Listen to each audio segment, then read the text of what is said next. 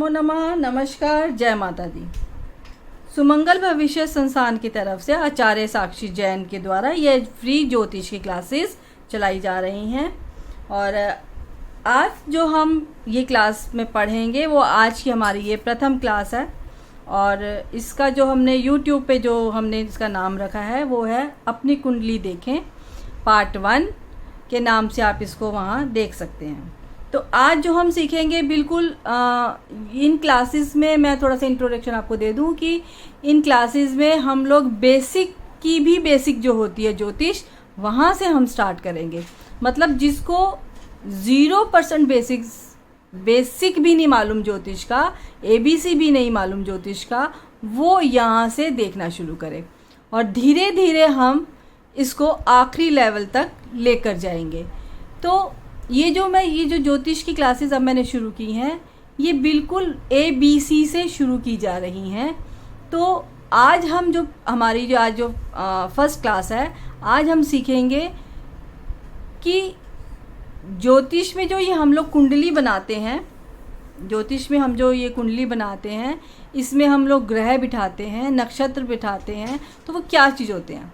देखिए पूरी ज्योतिष चाहे वो KP है, लाल किताब है या आपकी वैदिक है, लघु पराशरी है या जो भी कोई बुक है, जो भी कोई सिद्धांत है, पूरी ज्योतिष जहाँ मैं कह रही हूँ पूरी ज्योतिष का मतलब पूरी ज्योतिष पूरी इंडिया की पूरी ज्योतिष किस पे बेस है। सिर्फ 9 ग्रह, 27 नक्षत्र और 12 भाव और 12 राशियाँ, सिर्फ इन पे ये पूरी ज्योतिष 4 चीज़ों पे टिकी हुई है।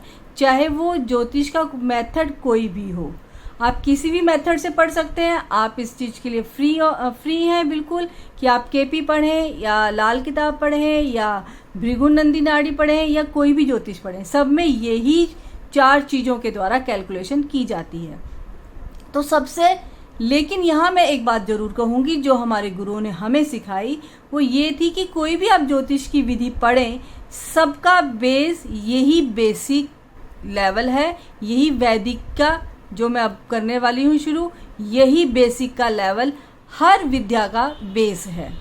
तो आपको आप पद्धति कोई भी अपनाएं लेकिन आपको ये सब तो पढ़ना ही पड़ेगा, ठीक है। तो आज जो हम शुरू करेंगे, आज हम शुरू करेंगे भाव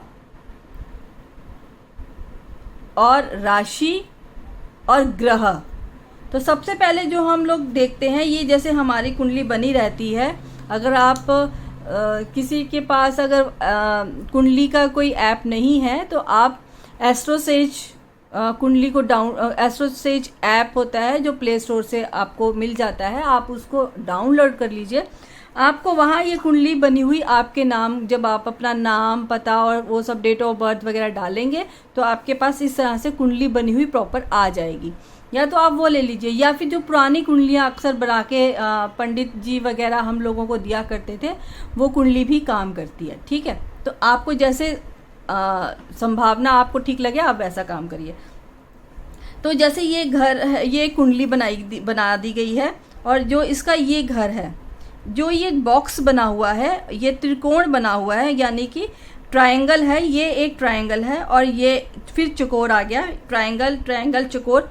ये इस तरह से हम जो ये प्लेसमेंट, ये जो प्लेसेस होते हैं हम इनको भाव कहते हैं। आप इसको भाव कह सकते हैं, घर कह सकते हैं, हाउसेस कह सकते हैं। तो जनरल लैंग्वेज में आगे भी जब आप आगे के पार्ट्स भी देखेंगे तो जनरल लैंग्वेज में हम इसको हाउस बोलते हैं, भाव बोलते हैं, ठीक है। तो जो पहला है ये वाला भाव, ये लग्न होता है, इसको लग्न कहा जाता है, ठीक है। आगे चलते हैं, अब हम बात करते हैं, ये तो होगी भाव की बात। इस भाव से क्या देखते हैं, इस भाव से क्या देखेंगे, इस भाव से क्या देखते हैं, ये हम आगे के जो हमारी आगे की सीरीज़ रहेगी उसमें हम क्लियर 1 बाय 1 क्लियर करते जाएंगे। आज जो हम बात करेंगे राशि और उनके स्वामियों की। जैसे कि फर्स्ट राशि, पहली जो राशि होती है वो होती है मेष राशि, जिसके स्वामी होते हैं मंगल। दूसरी राशि होती है वृष राशि, या इसको वृषभ भी बोलते हैं, जिसके स्वामी होते हैं शुक्र। तीसरी राशि होती है मिथुन, जिसके स्वामी होते हैं बुध। चौथी राशि होती है कर्क, जिसके स्वामी होते हैं चंद्रमा। पांचवी राशि होती है सिंह, जिसके स्वामी होते हैं सूर्य। छठी राशि होती है कन्या, जिसके स्वामी होते हैं बुध। सातवीं राशि होती है तुला, जिसके स्वामी अगेन शुक्र होते हैं। ठीक है। आठवीं राशि होती है वृश्चिक, वृश्चक ऐसे बोला जाता है, और जिसके स्वामी होते हैं मंगल। तो ये वापस मंगल को 2 घर मिल गए। ठीक है जी। उसके बाद आती है धनु, जिसके स्वामी होते हैं बृहस्पति। 10वीं राशि मकर, स्वामी शनि। 11वीं राशि कुंभ, स्वामी शनि, इनको भी 2 घर मिल गए। 12वीं राशि होती है मीन, स्वामी बृहस्पति। तो इनको भी 2 घर मिल गए। मतलब ये जहाँ लिखे होंगे वो घर होते हैं ना, जैसे हमने यहाँ पे अभी लिखेंगे पहली राशि, दूसरी राशि, तीसरी राशि, चौथी राशि, 5वीं राशि, छठी राशि, 7वीं राशि, 8वीं राशि, 9वीं राशि, 10वीं राशि, 11वीं राशि, 12वीं राशि। क्योंकि मैंने ये 1 नंबर से शुरू किया है तो पहला भाव भी यही होगा, दूसरा भाव, तीसरा भाव, चौथा भाव, 5वां भाव, छठा भाव, 7वां भाव, 8वां भाव, 9वां भाव, 10वां भाव, 11वां भाव और 12वां भाव। 12 राशियां, 12 भाव। एक बात जो आपको याद रखनी है हमेशा,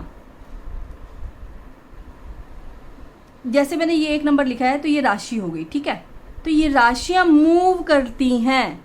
यहाँ पे किसी की कुंडली में 2 नंबर लिखा हो सकता है, किसी की कुंडली में 3 लिखा हो सकता है, किसी की कुंडली में 4 लिखा हो सकता है, किसी की कुंडली में 5 लिखा हो सकता है। ठीक है। तो कुछ भी लिखा हो सकता है। यहाँ अगर 2 लिखा है तो आपको खुद ही समझ जाना है कि यहाँ अगर 2 लिखा है तो यहाँ 3 आएगा, यहाँ 3 है तो यहाँ 4 आएगा।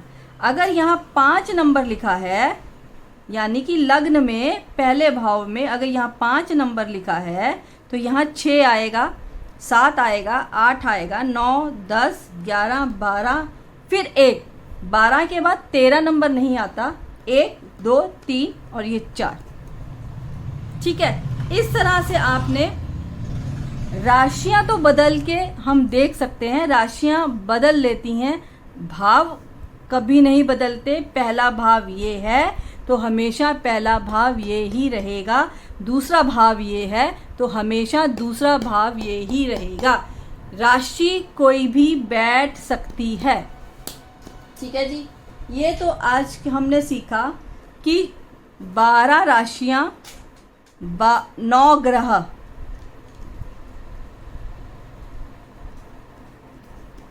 12 राशि, 9 ग्रह, 12 भाव। ये अब आती है बात जो मैंने बोला था 27 नक्षत्र की। तो 27 नक्षत्र को थोड़ा सा उसका टॉपिक थोड़ा सा लेंथी भी है और थोड़ा सा उसका ध्यान से सुनने वाला भी है। जब तक आप इनको अच्छी तरह नहीं सीख लेते, नहीं समझ लेते, तो नक्षत्र समझ में नहीं आएंगे। तो जब हम नक्षत्र तक पहुंचेंगे तब तक आप ये सारा सीख चुके होंगे, तो वो अच्छे से समझ आ जाएंगे। चलिए, इसके बाद हम बात करते हैं मित्र और शत्रु ग्रह की, कि कौन सा ग्रह किस ग्रह का शत्रु है और कौन सा ग्रह किस ग्रह का मित्र है। तो यहाँ पे हम लिख लेते हैं मित्र।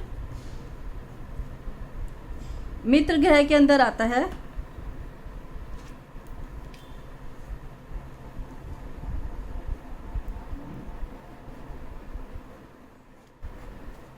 मित्र ग्रह के अंदर आएगा, जैसे कि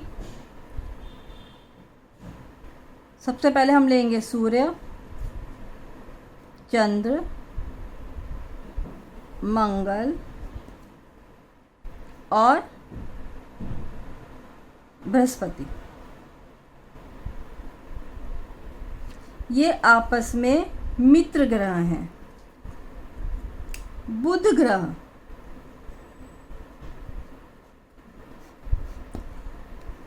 इसके लिए बताती हूँ अभी, फिर उसके बाद आते हैं मित्र, दूसरा मित्र का टोला। ये टोला नंबर 1 और ये टोला नंबर 2।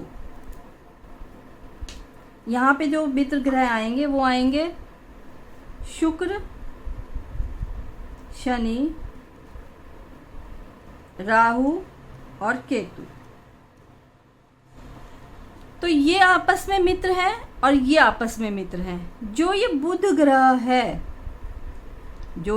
ग्रह है, ये इनका भी मित्र है शुभ ग्रहों का, और ये इनका भी मित्र है शुभ ग्रहों का। ठीक है, तो ये इसीलिए इसको बीच में लिखा गया है। बुध ग्रह की किसी से कोई दुश्मनी नहीं है, किसी से कोई वैर नहीं, कोई दुश्मन नहीं है बुध ग्रह किसी भी ग्रह का। लेकिन कहीं हम देखते हैं कि जो चंद्र है, ये चंद्रमा, चंद्र ग्रह बुध को अपना शत्रु नहीं मानता, लेकिन बुध ग्रह चंद्रमा को अपना शत्रु मानता है। इसकी एक कहानी है इन ग्रहों की ना, जिसमें कि आज हम यहीं तक करेंगे, लेकिन इसकी जो कहानी है वो मैं आपको बता देती हूँ। कि जैसे कि सूर्य ग्रह है, राजा है, ठीक है। अब सूर्य ग्रह का राजा के साथ हम लोग किसको देखते हैं पत्नी के रूप में? अगर हम एक कहानी बना रहे हैं इनको याद करने के लिए सिर्फ, कि सूर्य हो गया राजा तो चंद्रमा हो गई रानी, ठीक है। बुध इनका पुत्र, तो आपस में थोड़ा सा डिस्प्यूट इनका आपस में था, तो बुध चंद्रमा को अपनी माँ नहीं मानता, लेकिन चंद्रमा तो अपने बेटे को बेटा कहेगी, वो तो बुध को अपना पुत्र मानती है, हमेशा उसका अच्छा करती है। तो सूर्य राजा, चंद्रमा रानी, मंगल को हम बाद में बात करते हैं। उसके बाद उसका पुत्र आ गया बुध। इसके बाद आ गया हमारे गुरु, जो देवताओं के गुरु हैं, बृहस्पति। तो ये राजा के सलाहकार, लेकिन ये जो राजा को सलाह देते हैं बृहस्पति, वो अच्छी ज्ञान की बातों की सलाह देते हैं कि राजा जी आपको ऐसे करना चाहिए या ऐसे नहीं करना चाहिए, ये गलत है, ये सही है, सही को सही और गलत को गलत बताते हैं। और जितने भी वेद शास्त्र हैं वो पढ़ाते हैं, ज्ञान की बातें देते हैं, समझदारी की बात समझाते हैं। उसके बाद क्या सूर्य, क्या राजा सिर्फ एक अच्छी बातों से अपना शासन चला लेगा? नहीं चला पाएगा। उसको क्या चाहिए? दाम, साम, दंड, भेद, चारों ही विद्याओं की एक निपुणता चाहिए, चारों ही विद्याओं का उसको ज्ञान चाहिए। तो वो ज्ञान कौन देता है? शुक्र देता है। यानी कि सूर्य के राज दरबार के दो नायाब हीरे, एक बृहस्पति और एक शुक्र। क्योंकि शुक्र दानवों का राजा है, मतलब दानवों के गुरु हैं, राजा नहीं कहेंगे लेकिन है तो वो राजा समान ही दानवों के। तो क्योंकि शुक्र जो है वो दानवों के गुरु हैं और जो बृहस्पति है वो देवताओं के गुरु हैं। तो क्या होता क्या है कि शुक्र और बृहस्पति में आपस में दुश्मनी हो जाती है, लेकिन एक राजा के लिए दोनों ही ग्रह सामान्य हैं, प्रिय हैं, लेकिन कहीं ना कहीं वो बृहस्पति को अपना ज़्यादा नज़दीकी मानते हैं। ठीक है, अब आ जाते हैं उसके बाद शनि। शनि कौन हुआ? शनि हुआ मतलब दास, राजा का दास।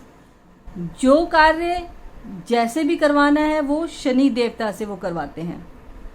जो भी अच्छा या बुरा जैसा भी कार्य करवाना हो तो उनके हेल्प कौन करते हैं? शनि। और शनि के आगे उन्होंने अपने दो पुत्र रख लिए, या आप समझ लिए पुत्र नहीं है हालांकि, लेकिन हम एक कहानी के रूप में अगर इसे समझ रहे हैं तो शनि ने अपने 2 हाथ बनाए, जिसको हमने राहु और केतु कहा। शनि ने जो काम कराना है राहु केतु से करवाते हैं। ठीक हो गया। अब बात रहती है मंगल की।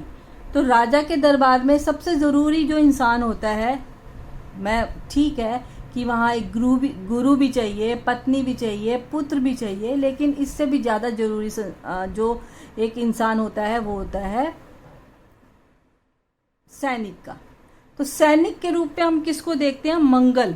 जोरदार, जोश वाला, क्रूर ग्रह होता है, लेकिन कभी स्थान में ये क्रूर भी होता है, कभी ये स्थान में अच्छा भी होता है। तो जोश, जोशीला सैनिक जो राजा को अति प्रिय है, तो ये उनकी सेवा में हमेशा रहेगा तभी तो उसकी जो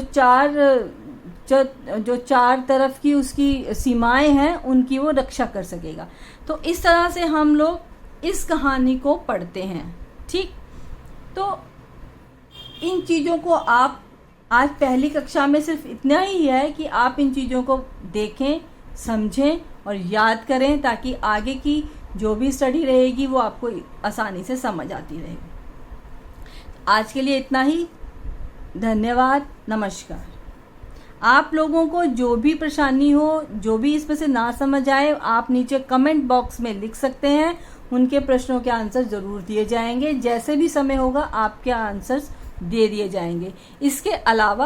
इसके अलावा अगर आपको वास्तुशास्त्र की किसी भी तरह की कोई समस्या हो, कोई वीडियो इसी चैनल पे, इसी यूट्यूब पे पड़ी हुई है, आप वो भी देख सकते हैं। अपने घर को वास्तु सम्मत बना सकते हैं, और उसमें भी अगर आपको कोई दिक्कत लगती है तो आप नीचे कमेंट बॉक्स में कमेंट दे सकते हैं।